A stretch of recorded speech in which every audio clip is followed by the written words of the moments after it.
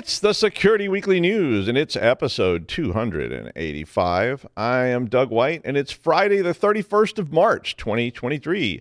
We've got Flappy the TREX, WooCommerce, 3CX, Zimbra, OneNote, ChatGPT, ProPump, Aaran Leyland, and more on this episode of the Security Weekly News. This is a Security Weekly production for security professionals by security professionals. Please visit securityweekly.com/subscribe to subscribe to all the shows on our network. We interrupt our program to bring you this important message. It's the show that keeps you up to date on the latest security news twice a week. Your trusted source for accurate security information and expert analysis. It's time for Security Weekly News.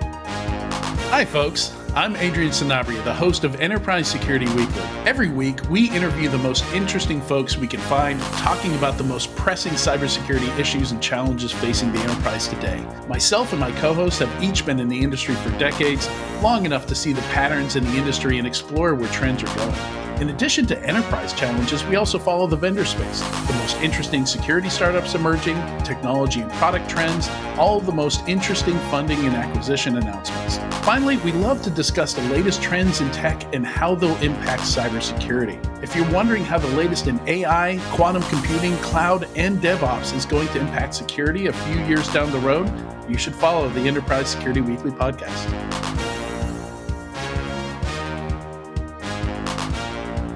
All right. Well, as Lou always said, March comes in like a bag of eels and goes out like a pillowcase full of old AAA batteries or something like that. He was terrible with adages, but it is the last day of March in 2023. A credit card hacking campaign is hiding malicious code inside of the authorized.net payment gateway module. So new tactics. And this is in WooCommerce. So the malicious code is hidden inside of an existent module that's used by WooCommerce. And so as we all know, that makes it much harder to detect. The tradition on these types of breaches, with Magenta or WordPress, when they're running WooCommerce, was to inject malicious JavaScript into the checkout page HTML. And that, of course, allowed the script to then proceed to gather customer information that you were typing in when you were trying to check out. So this is a pop-up box that you put your information into. And, so they could grab your credit card numbers, your expiration dates, the CVVs, and all that kind of stuff. Now, since all these online merchants run scans looking for that kind of activity, the scam doesn't work as well as it once did. So, as they block it, then we have to do something else. So the attackers have to try and put the scripts into the gateway modules, which actually process the payments. So files like authorized.net only run when the credit card details are actually being processed. So it just sits there dormant until it gets called up. Security found that this latest scam, they got called to investigate an unusual infection. And if you don't know, WooCommerce is used by about 40% of online stores. So this is a very common platform. 40% of online stores. The stores, are you then using something like authorized.net, which is a processing algorithm which pushes the payment, and it's used by something like 440,000 online stores. So the attackers in this case modified a PHP. It's a PHP file used by authorized.net, and they injected code at the bottom of the HTTP request body, because these are all plain text files, and so if you don't have the permissions set right, it's very easy to modify these files. The advice that you're going to get is, it's going to take greater vigilance from website owners and better security hygiene by website owners, in order to control that. Can you say chmod 777*? Yeah, I know I'm running as root. Go sudo yourself. That's okay with me. A digitally signed and Trojanized version of 3CX VoIP desktop client is being used to target customers in a supply chain attack. Now, if you don't know, 3CX is a VoIP phone PBX switcher. So this is years ago they had actual physical switchers, and now they do virtual switchers and so forth. And 3CX is a really common one. The system itself is used by more than 600,000 companies worldwide, including lots of really big ones, and has more than 12 million daily users, because every time a VoIP phone rings, there's a pretty good chance it is 3CX. I mean, and this is all more of that great unseen world of infrastructure that really is just starting to be openly abused. So this was stuff that was very obscure years ago, and you couldn't get to it, and people didn't know. I mean, not everyone, and I know plenty of us know a lot about PBXs and things, and a lot of people got their start abusing phones. But VoIP phone structures used to be isolated. They were just internal. They didn't have internet connections. But as we've started spreading them across the globe, they've become more accessible. So Sophos and CrowdStrike issued alerts that the attacks are targeting Windows and Mac users, not of the PBX, but of the soft phone component of this app. And if you aren't familiar with that, you probably are, but if you aren't, a soft phone is basically where they take the VoIP phone software that would traditionally have run on a physical phone, like one of those Cisco phones sitting on your desk, but they take the software for that and turn it into an app. So you can actually place calls on your Windows computer using, the company VoIP network and the directories and indices and all that kind of stuff. And you just use your microphone and make regular old phone calls, and you can call off-site or whatever. A lot of people implemented this stuff during the pandemic, with the soft phone part, since they didn't want to try to send everybody home with a VoIP phone, like, here's your physical phone. I hope you enjoy setting it up and connecting it. But apparently the Trojan that's on this thing can open a shell that is interactive.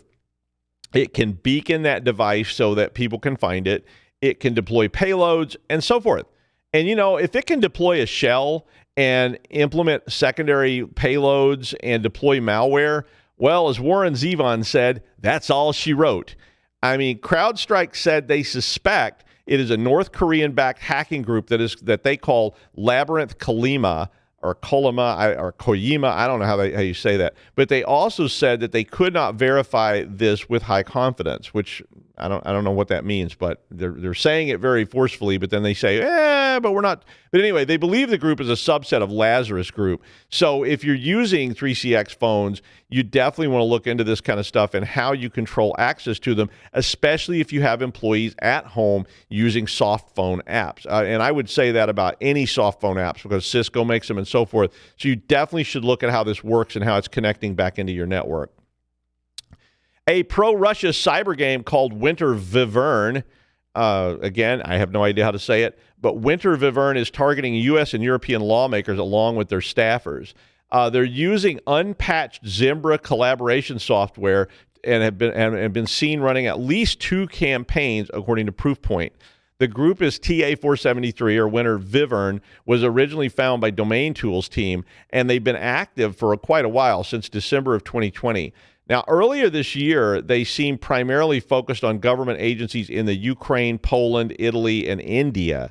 Not sure why India was in that group, but whatever. And they used phishing campaigns, spoofing government agencies. So they pretend to be a government agency, contacting you about some other government business, and get you, it's a standard phishing attack. They also put out fake antivirus software notices to try to get you to, agree to install something or to fix something. And all of this, of course, serves up malware-infected documents, which allows them to steal your credentials and establish persistence. My presumption, of course, is that these are all just, lateral movement type attacks where if they can get into your organization, they may get something better and they can keep moving. But the group now is expanding targets starting late last year and is now targeting U.S. and European lawmakers. They were spotted deploying JavaScript on European governmental organizations last month that was stealing usernames, passwords, and CSR tokens. So it is recommended that all versions of Zimbra that you might be using be patched immediately. There is a patch for this, but they are actively looking for you, and they are actively targeting you. So if they can get that, go ahead and assume you're going to get phished. So if they can push that malware and it can exploit these unpatched Zimbra versions, then you're going to have a problem. So check that out. Microsoft announced that OneNote will block malicious embedded files. OneNote has become a popular source of phishing attacks with the notorious view button type script, which, they pop it up. It's got a blurred out background and says, read this notification, and you click view, which is actually just a button that is named view, and it actually can run then any kind of script with whatever privilege level you're running, which is probably administrator. And, this started when Microsoft blocked scripts and automatic execution of scripts in Word and other Office tools, particularly Excel.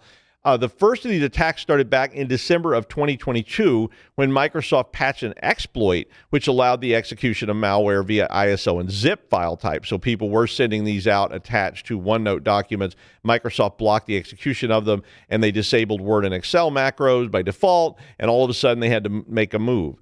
So the full list of file types that are being blocked by default coming up. It's not already done. But they're going to be blocked by default, and OneNote security patch contains 120 different extensions, which includes things like .com, .iso, .ps1, .vs macros, and so forth. But there's a whole lot there, and I'm not going to read them all. But you might want to check that out, because if you use OneNote to share this kind of stuff, it's going to get blocked. If you don't use OneNote at all, and you may want to make sure you block everything with that. OneNote currently warns you if you try to open an attachment, but that's a lot like that car alarm that goes off every night on West 110th Street, and pretty soon you just quit yelling, "Shut the hell up" out the window, and just sort of ignore the pitiful whining of that car alarm. And pretty soon you sort of start even hoping that somebody drags that thing off to some chop shop in Newark and chop it up real slow and painful. I mean, like not that ever happened to me, but there's so many examples of that. But there's so many pop-up warnings. You're constantly having to click, okay, yes, go ahead. Okay, yes, go ahead. And pretty soon you just ignore it and you click okay. So Microsoft said the new warning that they're going to attach this will say the administrator has blocked your ability to open this file type in OneNote. Now, can an administrator make a block so big that they can't bypass it? I mean, root giveth and root taketh away, and so saith our Lord the Colonel. But the new changes are expected on Windows devices in late April and to late May as they roll it out.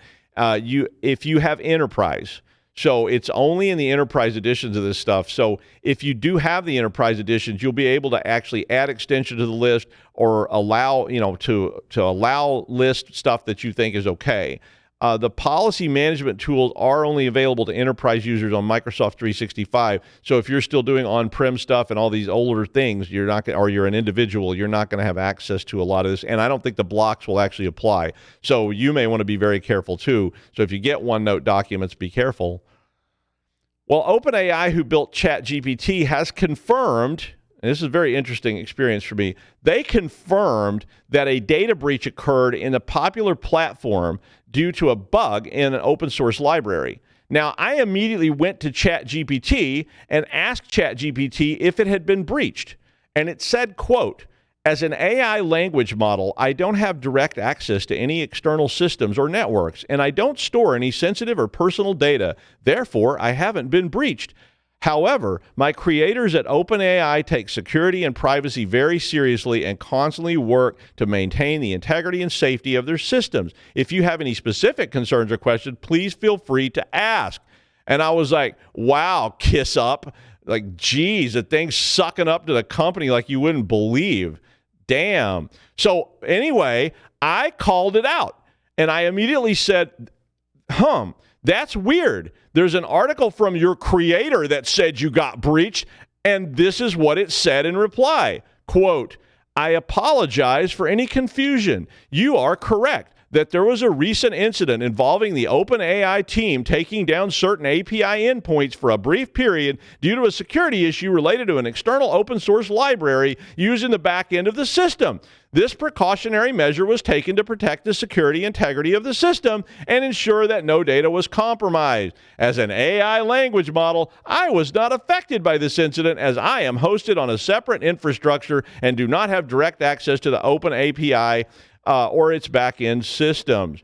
However, OpenAI takes all security incidents seriously and continuously works to maintain the safety and integrity of their systems and data." Suspicious. I mean, I was like, wait a minute. Your company said you got breached. You said you didn't. Then I called you out and you said, well, I did, but I didn't. And it was like talking to corporate legal.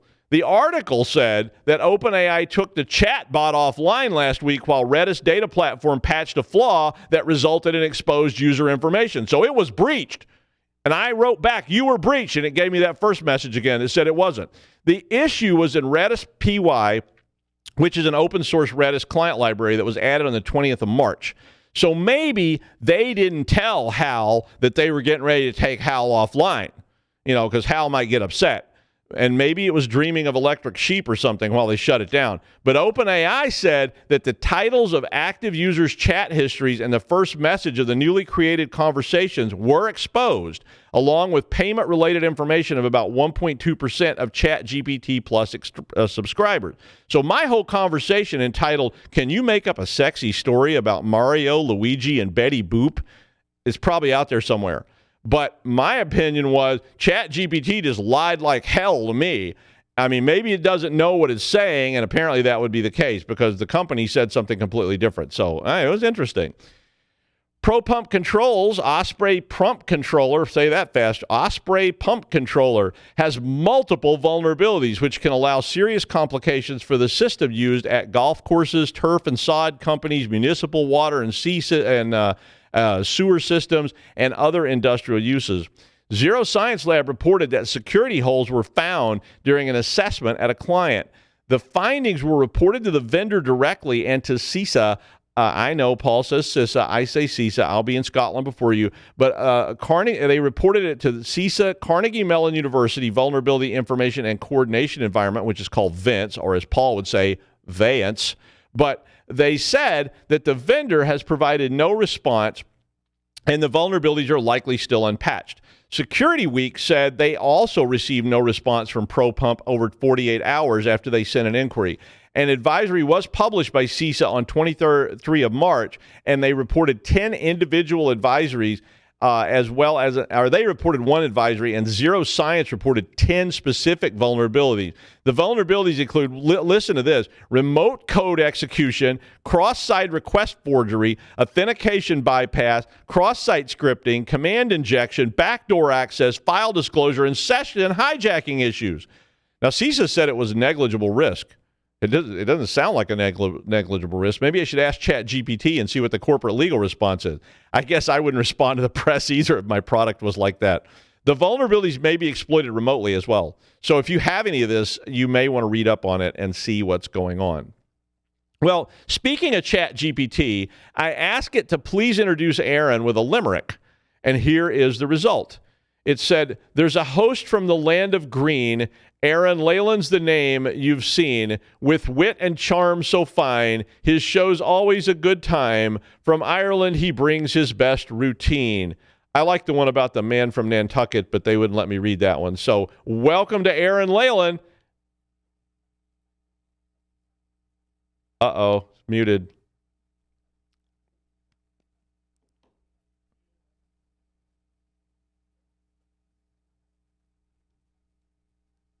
I took off my I muted my microphone for the stupidest reason. Anyway, is this the dinosaur episode? That's where we're talking about T-Rexes and velociraptors. We need to get into the next limerick. True. I agree. I'm going to ask it that next time to make me a limerick about Aaron and T-Rexes with gums. And no guns. Okay, right.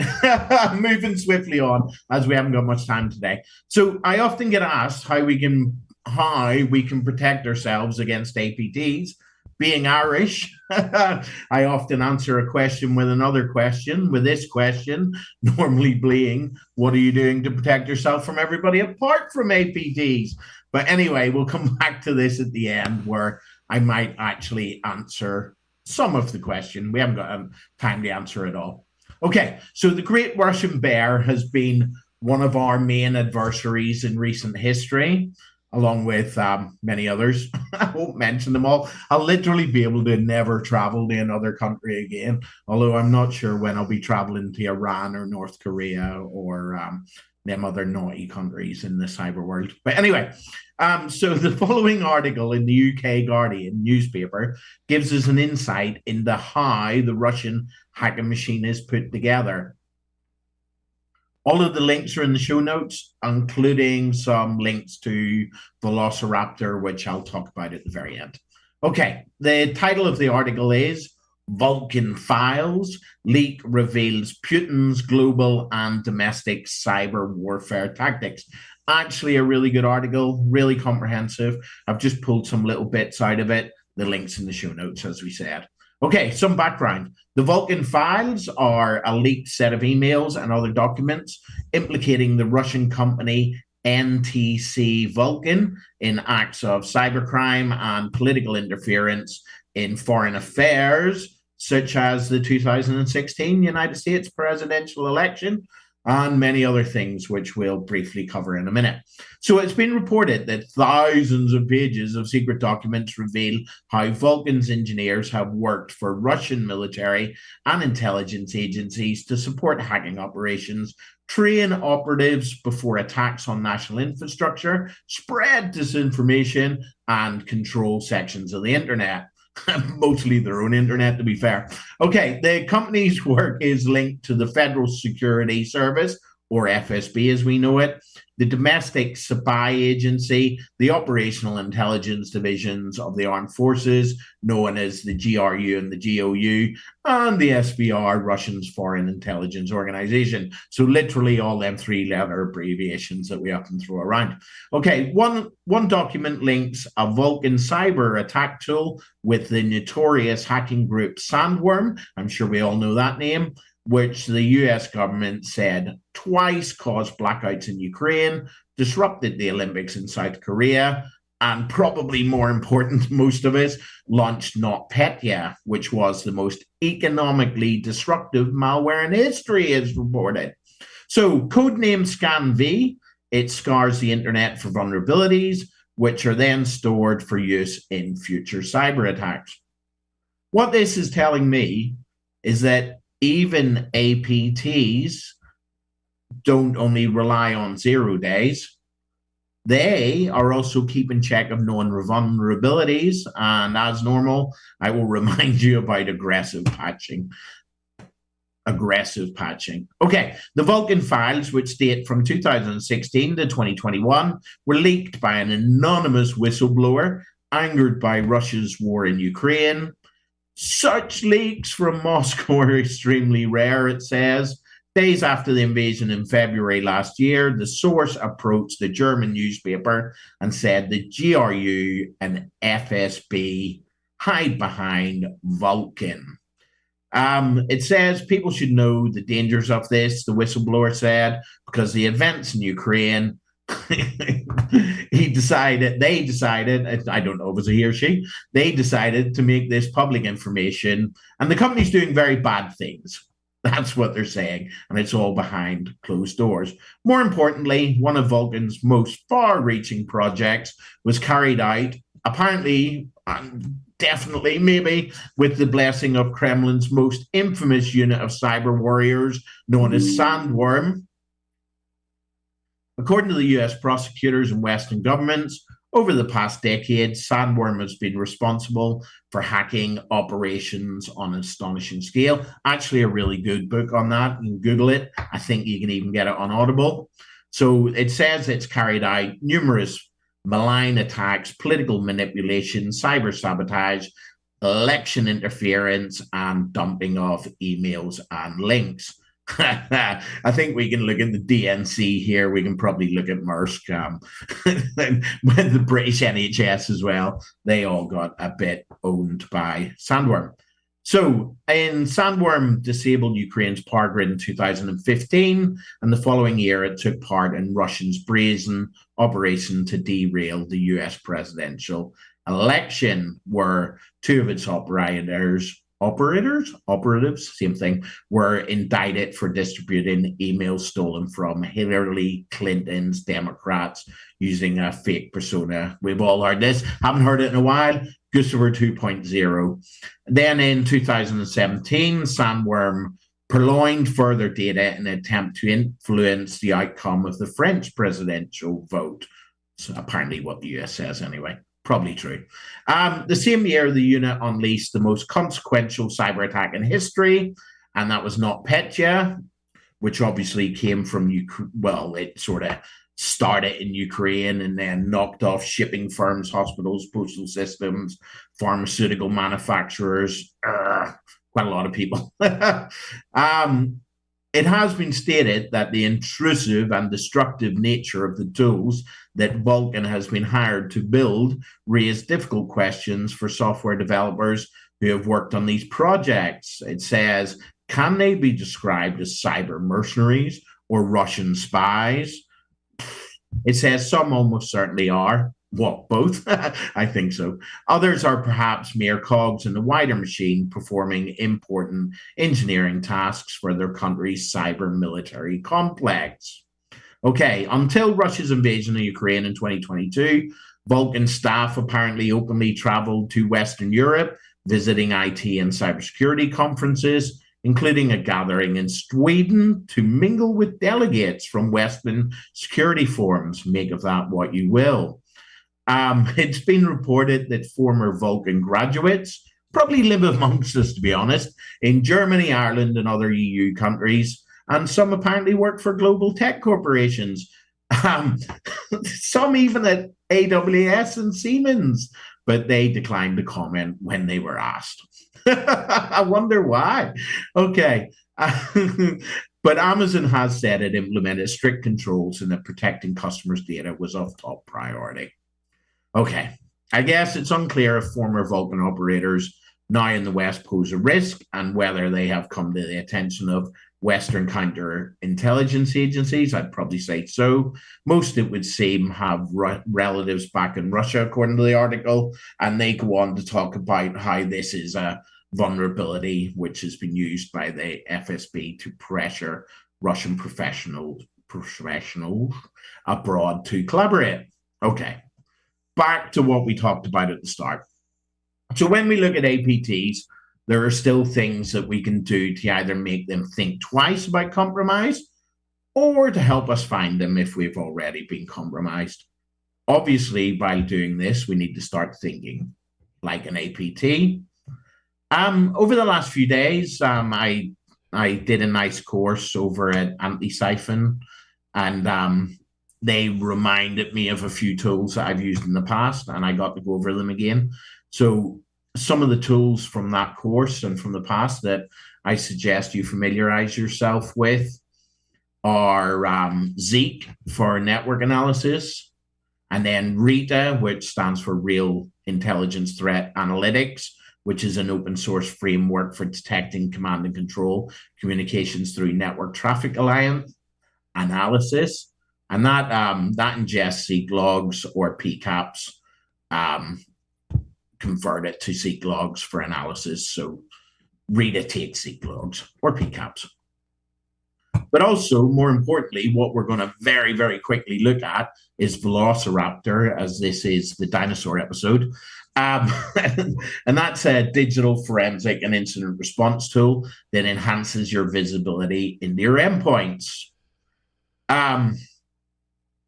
Let's just have a quick look at this. I'm going to share my screen. Hopefully I won't mess it up. Let's have screen one, where you can actually see what I was looking at earlier was someone posted on LinkedIn some free cyber courses, which are always interesting. Anyway, back to Velociraptor. I went and downloaded it from GitHub in the Velociraptor repository, just the exe file. So it's like they have literally covering Ubuntu, Debian, sort of, and all sorts of things there. But as we can see here, I've just run the exe with a GUI, and what happened with some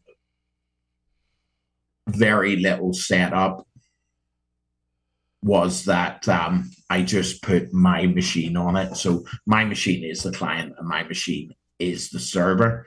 So we can see here some CPU and memory utilization of the machine I'm currently on, and also the client, which is the machine that I'm currently on. If we click on that, that will show that one. This can scale out for thousands. It really can. We can search the whole way over our networks on it. And that will give us some further information on the machine that I'm running here. But more importantly, we can use this as like a incident response analysis tool. And we can also very easily run commands from it, PowerShell, CMD, or the actual Velociraptor query language. And we could go to a machine on the network and just run ipconfig on a Windows machine. Or what did I run earlier? Netstat. we run NetStat. But probably more important to us, what we can do is set up hunts. So what I'm going to do on this is I'm going to look for my Chrome history machine, and let's not matter that I've not spelled it correctly, or that Grammarly shouting at me for not having it anymore. So if we go to search artifacts, there's many artifacts in here that we can search for that are already there. But if we go over to the web pages of Velociraptor, there's an artifact exchange, which has many more interesting artifacts that we can search on. And as I'm showing here, we can actually, back in the day, have a look for Log4j vulnerabilities. So that's quite interesting. But for this one, go back to where we were. We select artifacts, and to make it quicker, and I spell Chrome correctly for a change, we'll have a look for my Chrome history. If you look, you can configure extra parameters, look at different resources, and then you can have a review at the code at the end before you launch it. This will come up here, right at the top, and all we do to run this is press play, and we run it. If we're looking here, it's only running on scheduled to run on one client, and it's not finished yet. It should finish quite quick because it's only running on one client, and it can literally run on thousands. But then if we do a download, this will pack it into a zip file for you.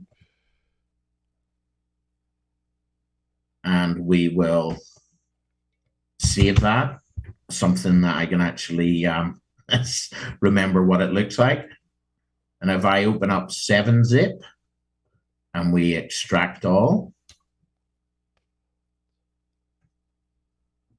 and let's extract that into something I've been using recently. Yep, here.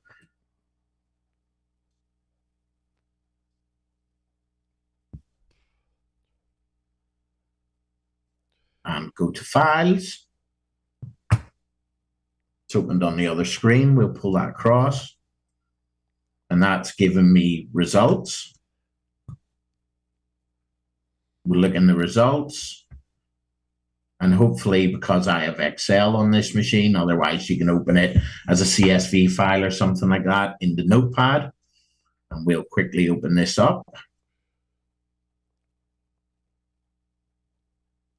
Come on, Excel, you can do it. Okay, that's opened up in Excel. And here we go. As we can see,